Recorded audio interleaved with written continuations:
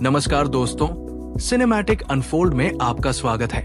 आज हम 2024 की मलयालम थ्रिलर अन्वेषपिन कंदेथुम के बारे में बात करेंगे, जो हाल ही में टॉप 10 ट्रेंडिंग लिस्ट में शामिल हुई है। आइए इस आकर्षक पुलिस प्रक्रियात्मक फिल्म का विश्लेषण करें। फिल्म की शुरुआत कोट्टायम शहर में आनंद और एसपी राजगोपालन की मुलाकात से होती है। एक पुलिस अधिकारी आनंद को पहचानता है और बताता है कि वे 7 से 8 महीने पहले मिले थे। ये हमें अतीत की यात्रा पर ले जाता है, जहां हम 18 महीने पीछे फ्लैशबैक में देखते हैं कि आनंद इस स्थिति में कैसे पहुंचा। पहली जांच, लवली का केस। आनंद एक बार कोट्टायम गांव में एक सम्मानित सब इंस्पेक्टर था, जो कानून प्रवर्तन में अपने पिता के पदचिन्हों पर चल रहा था। उसने कड़ी मेहनत से अपने क्षेत्र को संभाला था, अवैध अश्लील सामग्री हटाई, महिलाओं के खिलाफ हिंसा पर कड़ी कार्रवाई की और लड़ाई को रोकने के लिए स्थानीय त्योहारों की निगरानी की। उसके प्रयासों के कारण गांव में लगभग कोई अपराध नहीं था। लेकिन सब कुछ बदल जाता है जब मथन नामक एक आदमी अपनी बेटी लवली के लापता होने की सूचना देने पुलिस स्टेशन पहुंचता है। वो अपने कॉलेज से हॉल टिकट लेने गई थी, लेकिन घर वापस नहीं आई। आनंद अपने गांव में शांति बनाए रखने के लिए दृढ़ संकल्पित तुरंत जांच शुरू करता है। वो पहले स्थानीय चाय की दुकान बस स्टॉप पर जाता है, जहां लवली उतरी होगी। अपने विजुअलाइजेशन कौशल के माध्यम से वो उसकी यात्रा का पुनर्निर्माण करता है और अंततः 2 लड़कों से पूछताछ करता है, जिन्होंने उसे छेड़छाड़ करने की बात स्वीकार की, लेकिन उसे नुकसान पहुंचाने से इनकार किया। एक मछली विक्रेता पुष्टि करता है कि उसने लवली को लड़कों के साथ मुठभेड़ के बाद सुरक्षित रूप से घर जाते देखा था, जिससे अपराध स्थल उसके घर से 500 मीटर के भीतर तक सीमित हो गया। आनंद को पता चलता है कि लवली बहुत धार्मिक थी और नन बनने की आकांक्षा रखती थी, जिससे वो स्थानीय चर्च की जांच करता है। यहीं पर चीजें जटिल हो जाती है। जब आनंद चर्च की जांच करने की कोशिश करता है, तो उसे स्थानीय लोगों से काफी प्रतिरोध का सामना करना पड़ता है, जो इसे पवित्र स्थान मानते हैं। तनाव पुलिस और ग्रामीणों के बीच एक टकराव में बढ़ जाता है और एक अन्य इंस्पेक्टर आनंद को समुदाय में नाजुक धार्मिक संतुलन को परेशान करने के लिए फटकारता है। तभी किसी को एक छोटे से तालाब में एक बोरे में लवली का शव मिलता है। आनंद के संदेह के बावजूद अन्य इंस्पेक्टर उन 2 लड़कों पर शक करता है, जिन्होंने लवली को छेड़ा था, और उन्हें क्रूर पूछताछ के अधीन करता है। इस बीच एसपी एलेक्स आनंद पर केस जल्दी बंद करने का दबाव डालता है, यहां तक कि ये भी सुझाव देता है कि वे इसे किसी भी छोटे मोटे अपराधी पर थोप दे। आनंद ठीक से अपनी जांच जारी रखता है। एक पुलिस कुत्ते का उपयोग करता है, जो उन्हें पहले चर्च और फिर सातवन नामक एक आदमी तक ले जाता है, जिसका धोती हत्या स्थल पर पाया गया था। आनंद की उसके दोषी होने पर संदेह होने के बावजूद सातवन को गिरफ्तार कर पीटा जाता है। लवली के अंतिम संस्कार के बाद मथन आनंद को बताता है कि वो नहीं मानता कि सातवन हत्यारा है। इससे प्रभावित होकर आनंद सच्चाई को और अधिक जोश से आगे बढ़ाता है। वह एक फोरेंसिक डॉक्टर से मदद लेता है और चतुराई से एक चोर से जुड़ी स्थिति पैदा करता है, जो उसे चर्च के अंदर जांच करने की पहुंच देती है। उनकी टीम मानव ऊतक, चूड़ियां और बालों के तार सहित महत्वपूर्ण सबूत इकट्ठा करती है।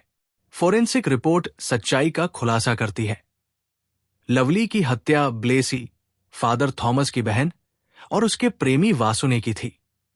जब लवली ने उन्हें अंतरंग रूप में पकड़ लिया, तो उसे चुप कराने की कोशिश करते समय उन्होंने गलती से उसकी हत्या कर दी।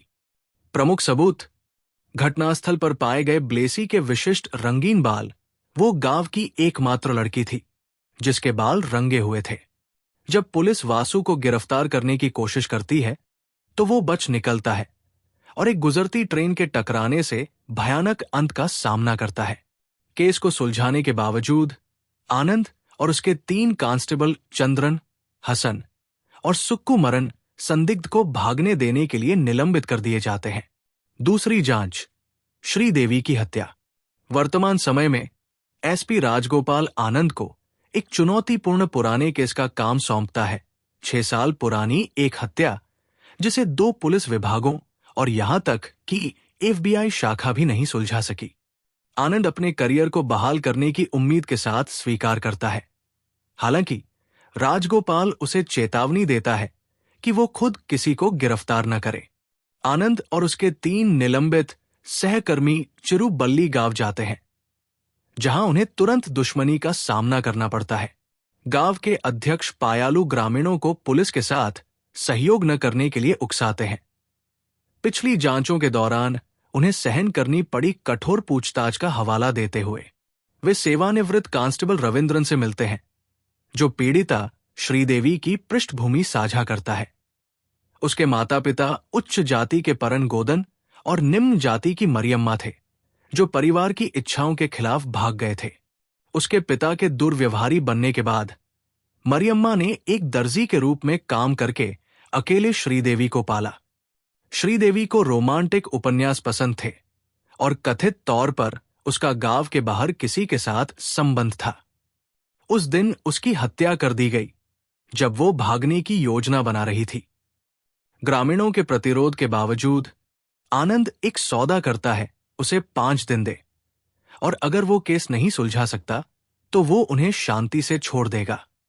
उसकी टीम पिछली पुलिस टीमों से अलग तरीके से जांच शुरू करती है। बड़े पैमाने पर पूछताछ के बजाय सबूतों पर ध्यान केंद्रित करती है। वे श्रीदेवी के उपन्यासों में प्रेम पत्र खोजते हैं और उन्हें गुड़गांव में किसी व्यक्ति तक पहुंचाते हैं। ग्रामीणों की शैक्षिक योग्यता की एक रिकॉर्ड पुस्तक पर राष्ट्रपति पायालू के साथ टकराव के बाद वे अपने संदिग्धों को 2 शिक्षित ग्रामीणों के बेटों तक सीमित करते हैं, जिन्होंने गुड़गांव और दिल्ली में पढ़ाई की थी। सदानंदन का बेटा और रविंद्रन का बेटा सुदीप। एक शानदार रणनीतिक चाल में आनंद सदानंदन को बुलाता है और झूठा दावा करता है कि वे जानते हैं कि हत्यारा एक बड़ी उम्र का आदमी है, जिसके बेटे ने श्रीदेवी को गर्भवती किया था। वे घोषणा करते हैं कि SP राजगोपाल अगले दिन गिरफ्तारी करने आएंगे। रणनीति बहुत अच्छी काम करती है। राजगोपाल के आने से पहले रविंद्रन फांसी लगाकर आत्महत्या कर लेता है। अंत में सच्चाई सामने आती है। रविंद्रन का बेटा सुदीप श्रीदेवी के साथ संबंध में था, जो गर्भवती हो गई थी। गांव में बदनामी को रोकने के लिए रविंद्रन ने रबर के बागान में श्रीदेवी की हत्या कर दी। दस्ताने पहनकर और सबूत छिपाने के लिए उसे एक पेड़ से टकराकर। एक बार फिर आनंद अपराधी की पहचान करता है, लेकिन उसे न्याय तक नहीं ला पाता। फिल्म 4 पुलिसकर्मियों के SP राजगोपाल की सिफारिश के कारण छोटे पदों को प्राप्त करने के साथ समाप्त होती है। एक को मुखबिर, दूसरे को दरबान और अन्य को बंदूकें साफ करने के रूप में, जो उनके अगले केस के लिए एक सीक्वल का संकेत देता है। अन्वेषपिन कंदेथुम हमें एक समर्पित पुलिस अधिकारी दिखाती है, जो संस्थागत बाधाओं और सामाजिक दबाव के बावजूद जटिल मामलों को सुलझाता है। 2 मामलों की समानांतर संरचना उजागर करती है कि कैसे न्याय सच्चाई के उजागर होने पर भी कठिन हो सकता है। अगर आपको यह विश्लेषण पसंद आया तो कृपया लाइक, कमेंट और सब्सक्राइब करें।